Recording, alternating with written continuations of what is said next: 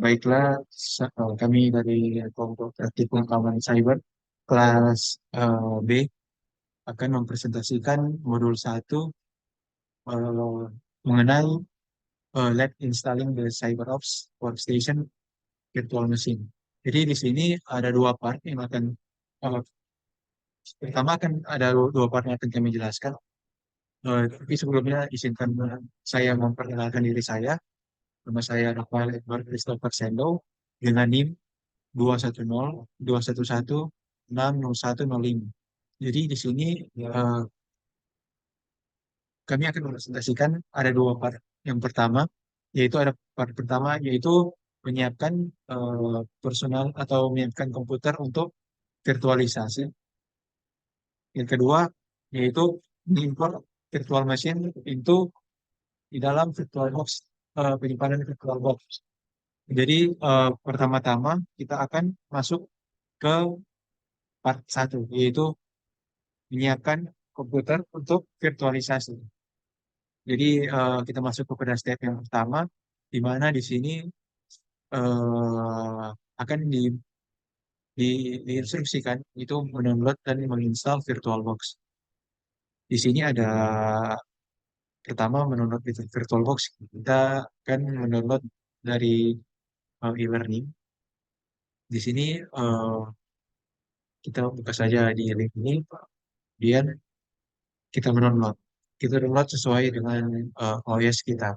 Kalau ini kami menggunakan Windows, jadi eh, klik di sini. Tapi karena sudah di-download, jadi kami tidak lagi mendownload itu.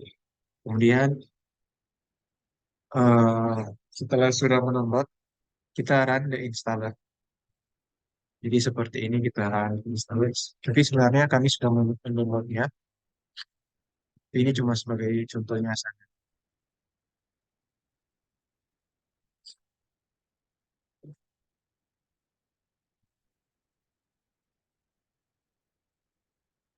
Karena kita sudah mendownloadnya, jadi kita tidak perlu untuk menginstalnya. Kemudian kita masuk ke step yang kedua, di mana kita mendownload virtual machine, image file, di mana file gambar dibuat sesuai dengan Open Virtualization Format atau OVF. OVF ini adalah standar terbuka untuk mengemas dan mendistribusikan peralatan virtual. Paket OVF ini memiliki beberapa file yang ditempatkan ke dalam satu direktori, di mana direktori ini eh, kemudian didistribusikan sebagai paket OVA. Paket ini berisi semua file OVF eh, yang diperlukan untuk penyebaran mesin virtual. Kemudian komputer virtual yang digunakan eh, di lab ini diekspor sesuai dengan OVF. Jadi di sini kami mendownload virtual mesinnya dari e-learning. Ini yang CyberOps Workstation. Tapi karena sudah di-download, jadi kita lanjutkan saja. Pertama-tama kita akan membuka CyberOps Workstation. Dan kemudian nanti di sini kita akan mengimport update settingnya. Tapi di sini akan dilanjutkan oleh teman saya, Eden. Baik, di sini saya akan melanjutkan bagian kedua yaitu import the virtual machine ke dalam VirtualBox Inventory. Sebelumnya, perkenalkan nama saya Gabriel Bombas dengan NIM 210 211 060260. Nah, pada bagian yang kedua ini, kita akan membuka aplikasi Oracle VirtualBox. Kemudian, kita dapat mengklik File, kemudian klik Import Appliance. Di sini kita akan mengimport virtual mesin yang sudah kita download. Uh, di sini kita pergi ke direktori yang sudah kita download. Di sini kami menyimpan file virtual machine di dalam folder ini. Kemudian open.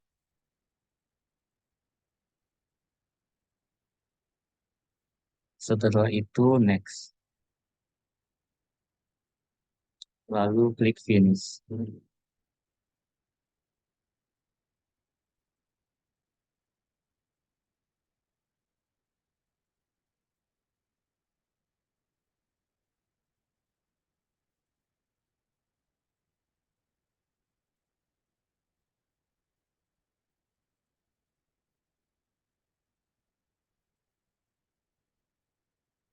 Sini sedang melakukan importing.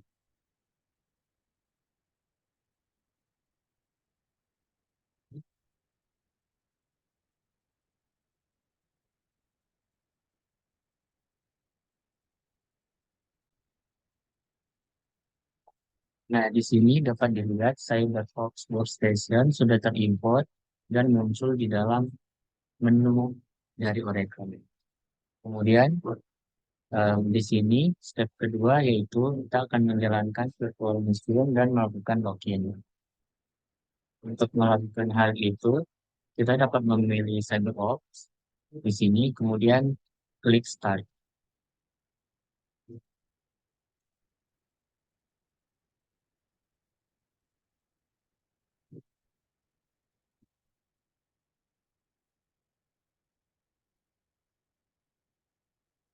Nah, di sini sudah muncul window dari CyberOps Workstation.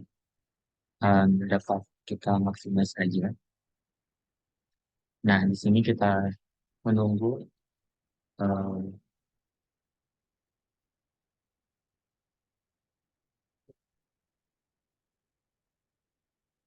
nah, pada modul diberitahu di sini kita mendapatkan username dan password.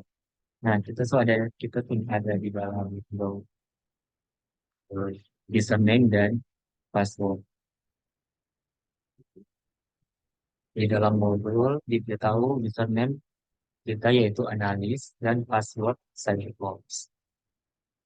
Nah, kita dapat menuliskan password kita yaitu cyberbox.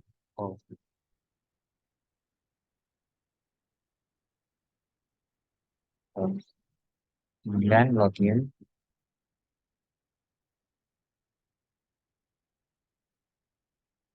Nah, ini merupakan tampilan dari CyberOps Workstation atau virtual machine yang sudah kita install. Selanjutnya akan dilanjutkan oleh teman saya yaitu Nathan pada bagian ketiga yaitu familiarize yourself with the virtual machine.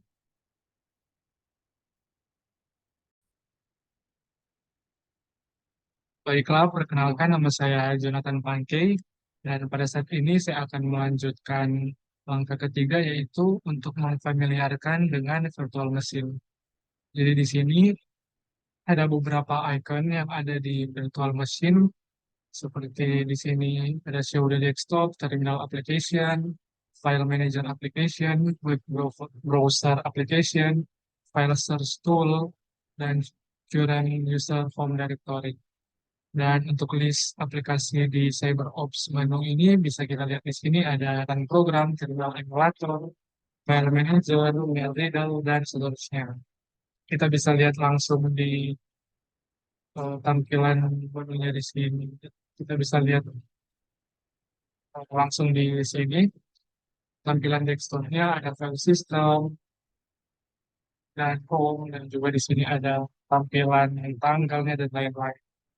Untuk aplikasi bisa kita lihat di sini juga untuk list dari aplikasi di CyberOps ini ada run program, ada terminal emulator, ada file manager, file reader, ada user, setting, dan juga ada submenu-submenunya di sini, aksesoris dan submenunya di sini, CyberOps, development, internet, multimedia, sistem, dan juga ada juga logout.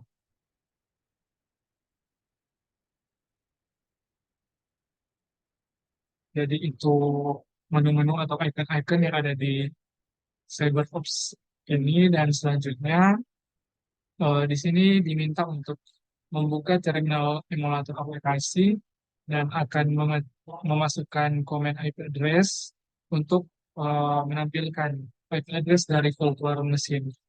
Oke, kita langsung saja masuk.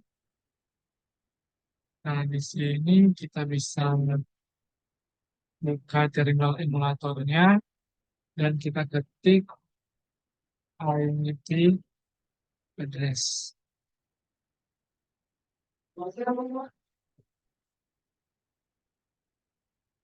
Nah, di sini kita bisa lihat IP address yang ditampilkan.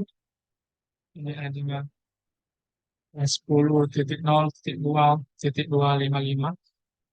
Nah, kita sudah berhasil untuk menjalankan command IP address di terminal yang ada di CyberOps.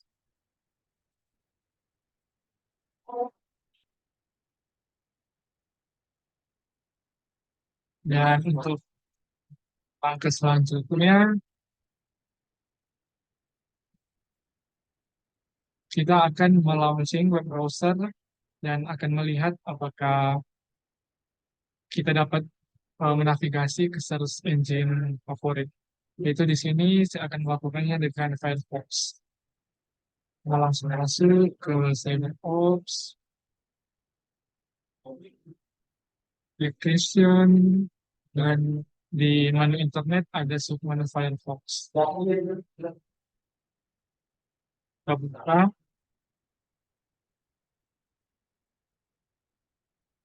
Nah, ini tampilan Firefox dan kita bisa langsung browsing dan contoh.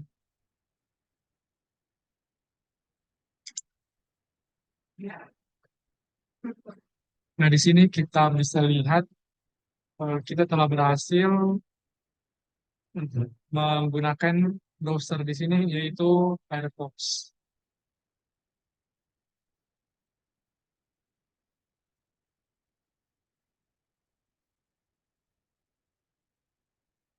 Oke, selanjutnya kita masuk ke langkah selanjutnya, yaitu di sini step 4 kita akan mencoba men-shutdown virtual machine. Jadi di sini kita akan menyimpan state dari virtual machine agar bisa digunakan di kemudian hari atau di masa depan. Untuk langkah-langkahnya, dari virtual file menu kita akan memilih close dan akan memilih save the machine state dan akan mengklik OK. Kalau untuk implementasinya kita langsung saja di sini application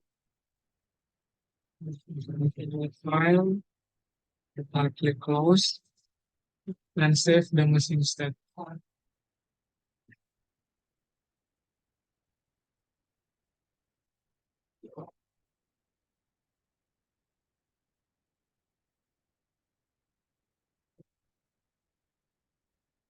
Di sini kita bisa lihat state tadi sudah tersimpan dan kita telah berhasil memfamiliarkan dengan menu-menu komen-komen dan submenu yang ada di virtual machine yang sudah kita gunakan tadi.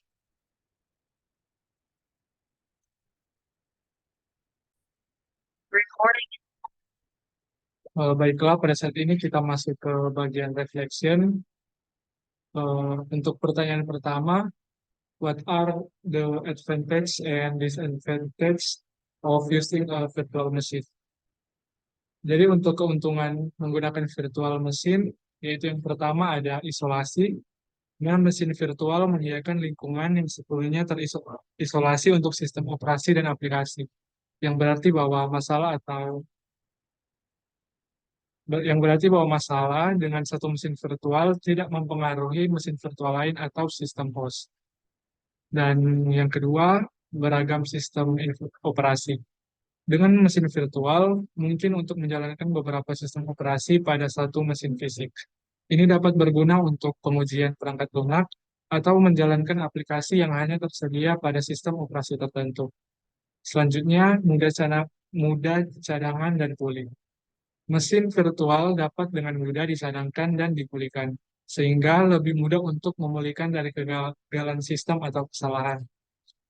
Selanjutnya, pengelolaan sumber daya, di mana mesin virtual dapat dikonfigurasi untuk menggunakan jumlah sumber daya tertentu, seperti CPU, memori, dan penyimpanan.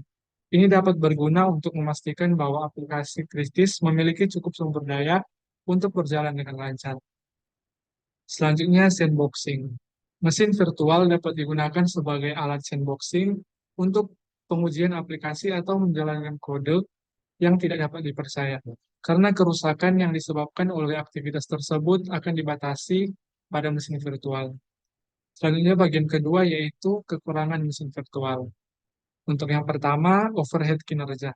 Mesin virtual memiliki beberapa overhead kinerja karena lapisan virtualisasi menambahkan lapisan abstraksi tambahan antara hardware dan sistem operasi utama.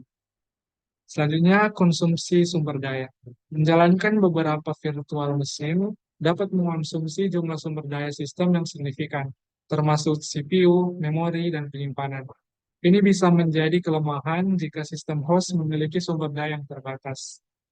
Selanjutnya, kompleksitas. Mengatur dan mengkonfigurasi mesin virtual bisa menjadi kompleks, terutama bagi pengguna yang tidak terbiasa dengan teknologi yang mendasar. Selanjutnya, kompatibilitas hardware.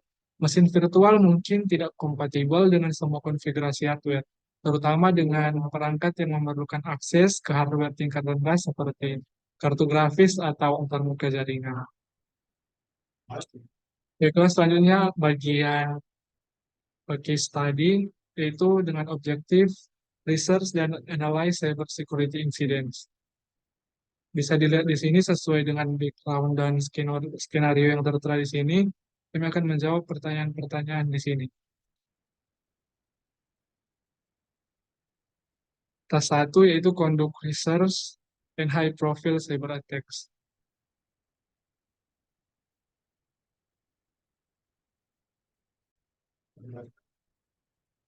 Baiklah, untuk pertanyaannya yang pertama, who were the victims of the attacks? Jadi untuk task di sini, serangan keamanan terhadap Home Depot mengakibatkan sekitar 56 juta pelanggan Home Depot di Amerika Selatan dan Kanada menjadi korban. Serangan terhadap kartu kredit Target mempengaruhi sekitar 40 juta pelanggan Target, sementara sekitar 70 juta pelanggan juga terdampak dengan kebocoran informasi pribadi mereka. Sony Pictures Entertainment menjadi korban dari peretasan itu sendiri, dengan informasi karyawan, surel, dan dokumen film yang dicuri. Selanjutnya, what technologies and tools were used in the attack? Dalam serangan keamanan terhadap Depot, pelaku menggunakan teknik phishing dengan mengirimkan email palsu yang menipu karyawan untuk membuka tautan yang mengandung malware. Pada serangan terhadap kartu kredit Target, pelaku mengeksploitasi celah dalam sistem keamanan perusahaan untuk mengakses data pelanggan Target. Virus Stuxnet digunakan untuk merusak program nuklir Iran dengan memanipulasi sistem kontrol industri mereka. Sedangkan pada peretasan Sony Pictures Entertainment, penyerang menggunakan teknik spear phishing untuk memasuki sistem jaringan perusahaan. When did the attack happen within the network?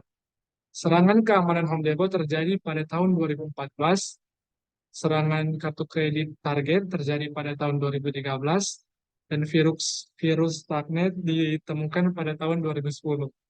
Dan peretasan Sony Pictures Entertainment terjadi pada tahun 2014. What system were target? Pada serangan keamanan Home Depot dan kartu kredit Target, sistem yang menjadi target adalah sistem keamanan perusahaan dan data pelanggan. Virus Stuxnet ditargetkan untuk merusak program nuklir Iran. Sedangkan pada peretasan Sony Pictures Entertainment, sistem jaringan perusahaan menjadi target dan data sensitif seperti informasi karyawan, email, dan dokumen film dicuri. What was the motivations of the attacker in this case? What did they hope to achieve? Motivasi dari pelaku serangan keamanan Home Depot dan kartu kredit Target adalah mencuri informasi pelanggan dan data keuangan. Motivasi dari pembuat virus Stuxnet masih diperdebatkan. Beberapa ahli menduga virus tersebut dibuat oleh pemerintah Amerika Serikat dan Israel untuk menghentikan program nuklir Iran. Sedangkan pada peretasan Sony Pictures Entertainment diduga dilakukan oleh kelompok peretas yang berafiliasi dengan pemerintah Korea Utara. Dan motivasi mereka untuk menghentikan rilis film yang berjudul The Interview yang menggambarkan pemimpin Korea Utara. What was the outcome of the attack? Hasil dari serangan keamanan Home Depot dan kartu target adalah pencurian informasi pelanggan dan data keuangan. Virus Darknet merusak program nuklir Iran, sedangkan hasil dari peretasan Sony Pictures Entertainment adalah pencurian data sensitif seperti informasi karyawan, email, dan dokumen film. Serangan tersebut juga mengakibatkan kerusakan reputasi dan keuangan perusahaan.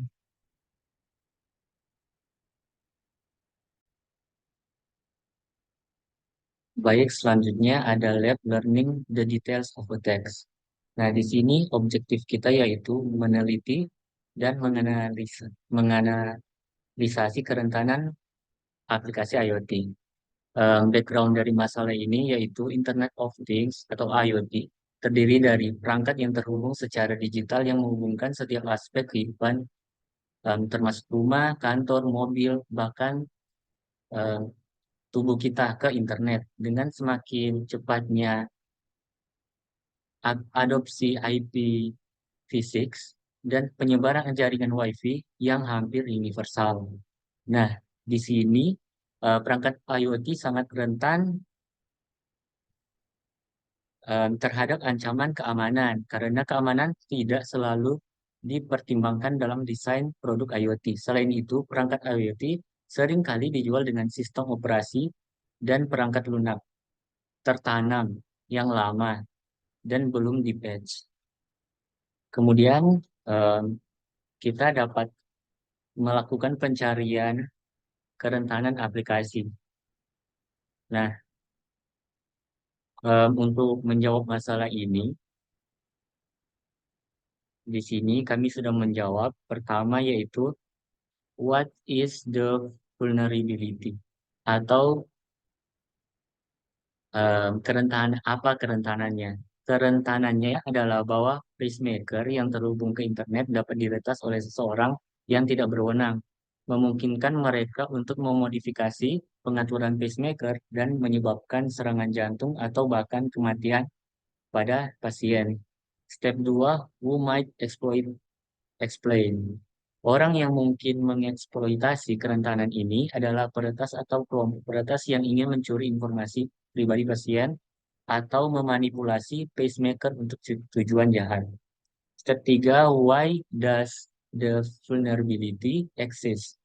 Kerentanan ini muncul karena desain produk yang buruk dan kurangnya perhatian terhadap keamanan dalam desain produk IoT. Step keempat, what could be done to limit the vulnerability? Untuk membatasi kerentanan ini, produsen harus meningkatkan keamanan produk dengan memasukkan fitur-fitur seperti enkripsi data dan autentikasi yang kuat. Selain itu, pasien harus mempertimbangkan untuk memutuskan koneksi internet pada pacemaker mereka dan memilih untuk menggunakan teknologi yang lebih aman seperti pengaturan jarak jauh melalui Bluetooth atau Wi-Fi.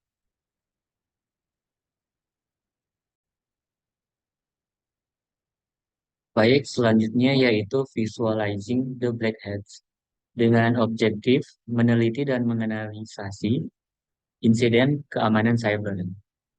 Background dan skenario dari case ini yaitu pada tahun 2016 bisnis diperkirakan mengalami kerugian sebesar 400 juta dolar setiap tahunnya akibat kejahatan cyber. Pemerintah dunia berusaha dan semakin menjadi sasaran serangan cyber dan insiden serangan cyber semakin sering terjadi. Em, di lab ini kita akan membuat 3 penyerangan cyber hipotesis, masing-masing memiliki organisasi, serangan, dan metode bagi organisasi untuk mencegah atau memitigasi serangan tersebut. Em, Kemudian catatan dari skenario ini yaitu kita dapat menggunakan browser web di mesin virtual yang diinstal di lab sebelumnya untuk meneliti masalah keamanan. Dengan menggunakan mesin virtual, kita dapat mencegah malware dipasang di komputer kita. Em, Kemudian record resource atau sumber daya yang dibutuhkan yaitu PC atau perangkat seluler dengan akses internet. Untuk kasus pertama yaitu penyerangan situs KPU 2004. Yang pertama, who is the attacker atau siapa penyerang di sini yaitu Dani Firmansyah. Kemudian what organization atau organisasi grup yang terkait dengan penyerang, yaitu tidak ada organisasi yang terkait atau single factor. Kemudian, what is the motive of the attacker? Baik, saya akan melanjutkan penjelasan dari teman saya. Jadi, apa motif dari eh, penyerang atau attacker ini? Jadi, motif dari penyerang ini yaitu dia merasa tertantang untuk menembus website dari KPU, yaitu http www.kpu.go.id, setelah ada pernyataan pejabat KPU bahwa sistem teknologi informasi yang digunakan sudah dilengkapi dengan teknologi canggih sehingga tidak mungkin untuk ditembus hacker. Ke J yaitu what method of attack yang digunakan oleh penyerang, yaitu X. Maaf, di sini eh, CSS. Jadi cross site scripting. Yang kedua ada spoofing. Baru apa yang menjadi target atau kerentanan yang digunakan menyerang bisnis atau KPU. Jadi sasarannya itu adalah situs KPU yang bernilai 152 miliar dan kadang-kadang sangat mustahil untuk di-hack. Dan how could this attack be prevented or mitigate? Jadi eh, bagaimana itu dia meningkatkan lagi sistem keamanan dari server. Kemudian kita lanjut ke task berikutnya, yaitu serangan intern terhadap jaringan perusahaan, di mana siapa yang menyerang, yaitu seorang intern muda yang dipecat di perusahaan networking. Kemudian organisasi atau grup apa attacker itu berasosiat, yaitu orang tersebut bekerja hanya dirinya sendiri dan tidak membutuhkan tim untuk membantunya. Kemudian apa motifnya? Motifnya itu adalah mencuri data dan informasi dari jaringan untuk dijual demi uang. Kemudian metode apa yang dia gunakan? Jadi di sini peretas itu menginstal perangkat lunak mata-mata ke sistem dari perusahaan saat menggunakan akun yang sama di dalam jaringan. Kemudian apa target dan kerentanan yang digunakan untuk melawan bisnis? Targetnya itu adalah informasi pribadi pengguna dengan menggunakan rincian login yang sama dari perusahaan tempat ia dulu bekerja. Kemudian bagaimana attack ini prevented or mitigate. Jadi perusahaan ini seharusnya perlu menghapus semua pengguna yang tidak lagi terkait dengan bisnis tersebut. Ini bertujuan untuk mengurangi pengguna yang mengakses jaringan. Kita masuk eh,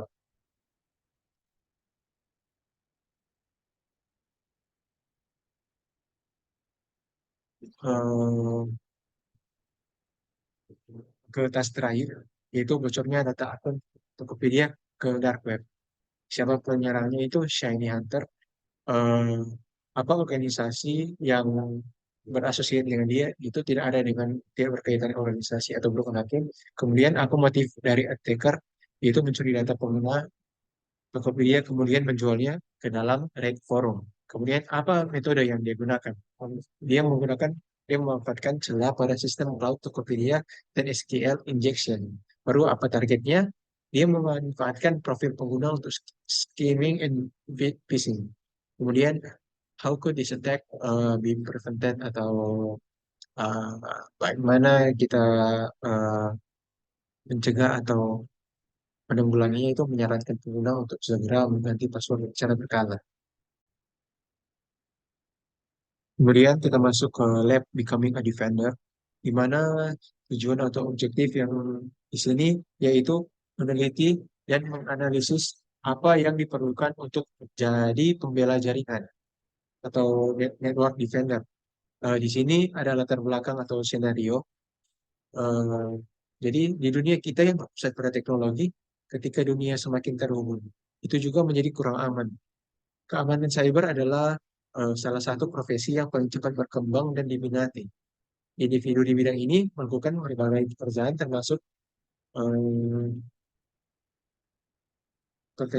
tapi tidak terbatas pada konsultasi, investigasi, dan layanan manajemen program untuk mengurangi risiko melalui sumber internal dan eksternal. Jadi, profesional keamanan cyber diharuskan untuk mengevaluasi, merancang, dan mengimplementasi rencana keamanan dan melakukan investigasi penipuan mendalam dan melakukan penelitian keamanan dan penilaian risiko serta mengusulkan solusi untuk potensi pelanggaran keamanan. Individu dengan keterampilan keamanan yang baik eh, memiliki potensi penghasilan yang besar untuk mempertimbangkan untuk dipertimbangkan salah satu pekerjaan yang bergaji tinggi ini sangat penting untuk memiliki kualifikasi yang sangat tepat. Jadi untuk efek ini penting untuk mempertimbangkan sertifikat industri yang tersedia untuk jalur dari karir ini. Ada banyak sertifikasi keamanan cyber yang bisa dipilih dan yang tepat untuk Anda atau saya secara individual memerlukan pertimbangan yang cermat. Jadi di sini sumber daya yang kita gunakan atau yang kita perlukan yaitu PC atau perangkat seluler dengan akses internet. Jadi yang step pertama itu conduct search of certification. Conduct search of certification itu using soal pertama itu disuruh menggunakan. Jadi di sini step pertama itu melakukan pencarian sertifikasi. Yang pertama itu A, menggunakan mesin pencari menggunakan mesin atau search engine favorit Anda supaya untuk melakukan pencarian sertifikasi yang paling populer dalam keamanan cyber. Jadi di sini saya sudah mencari yaitu pertama ada Certified Information System Security Professional atau CISSP. Kemudian ada Certified Ethical Hacker atau CEH, baru CompTIA Security Plus, baru ada Certified Information Security Manager atau CISM, baru ada GI, GIAC Security Essential atau GSEC. Baru ada yang terakhir Cisco Certified Network Associate Security atau CCNA Security. Jadi tiga dari di atas disuruh pilih tiga sertifikasi dari atas dan berikan detail lebih lanjut di bawah tentang persyaratan sertifikasi atau pengetahuan yang diperoleh. Jadi di sini ada pertama CISSP atau Certified Information System Security Professional. Jadi di sini CISSP ini adalah sertifikasi yang diakui secara global dan fokus pada keamanan informasi. Jadi ujian sertifikasi CISSP ini terdiri dari 250 pertanyaan, pilihan ganda, dan peserta memiliki waktu 6 jam untuk menyelesaikannya. Materi yang diujikan juga meliputi pengenalan akses, kriptografi, operasi keamanan jaringan, dan lain-lain. Persyaratannya yaitu minimal memiliki 5 tahun pengalaman di bidang keamanan informasi atau keamanan cyber, dan 4 tahun pengalaman yang gelar relevan dan kredensial lainnya. Kemudian ada CCNA Security, di mana sertifikasi ini yang berfokus pada keamanan jaringan, khususnya terkait dengan produk dan teknologi dari Cisco. Ujian sertifikasi CCNA ini terdiri dari 60-70 pertanyaan pilihan ganda dan peserta memiliki waktu 90 menit untuk menyelesaikannya. Materinya itu meliputi konsep keamanan, teknologi VPN, teknologi firewall Cisco, dan lain-lain. Persyaratan untuk mendapatkan sertifikasi ini yaitu uh, harus memiliki sertifikasi CCENT dan CCNA Routing and Switching atau sertifikasi CCIE lainnya. Kemudian yang terakhir yaitu Certified Ethical Hacker atau CEH. CEH ini adalah sertifikasi yang fokus pada ethical hacking yang melatih peserta untuk berpikir seperti hacker untuk berguna mengidentifikasi potensi kerentanan pada sistem komputer dan jaringan. Ujian ini terdiri dari 125 pertanyaan dan peserta memiliki 4 jam untuk menyelesaikannya. Materi yang diujikan meliputi ethical hacking, penetration testing, footprinting, dan reconnaissance, scanning network, dan lain-lain. Persyaratannya itu tidak ada persyaratan pengalaman khusus. Yang kedua, eh, kita disuruh investigasi eh, posisi apa yang tersedia dalam keamanan cyber. Jadi dalam nomor pertama itu Indeed.com adalah salah satu situs kerjaan terbesar di seluruh dunia. Jadi kita disuruh mengakses Indeed.com dan mencari pekerjaan keamanan cyber yang tersedia dalam 2 minggu terakhir. Jadi di sini ada eh, berapa banyak job dalam 2 minggu terakhir, yaitu ada 23 lowongan terbuka untuk posisi cyber security dalam 2 minggu terakhir di website Indeed dengan lokasi kerja di Indonesia. Kemudian apa range salary dari top 10 list ya. Jadi untuk range salary dimulai dari 7 juta sampai 70 juta untuk posisi expert. Kemudian eh, the most kualifikasi yang paling umum yang dibutuhkan oleh pemberi kerja atau eh, ya pemberi kerja. Jadi yang pertama itu lulus dari perkuliahan S1 di bidang computer science atau computer engineering, kemudian memiliki pengalaman di bidang cyber security, memiliki pengalaman tentang standar dan regulasi keamanan seperti ISO 2007 27001 atau NIST Cyber Security Framework, dan kemampuan untuk berkomunikasi dengan baik dan bekerja dalam tim, dan sertifikasi kemampuan cyber security dengan pelatihan yang kompeten. Kemudian sertifikasi industri apa yang diperlukan oleh pemberi kerja ini. Jadi sertifikasi industri yang dibutuhkan oleh seorang cyber security pada posisi yang tersedia berbeda-beda tergantung dengan perusahaan sendiri. Namun ada beberapa sertifikasi yang umum yang dipersyaratkan, yaitu ada CISSP, CEH, Security Plus, CISM, dan CCNA Security. Baru ada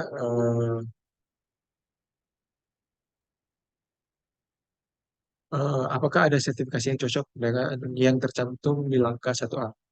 Oh ya, ada salah satu yang match dari step 1A, yaitu ada CCNA, Security Investigate Online Resource, yang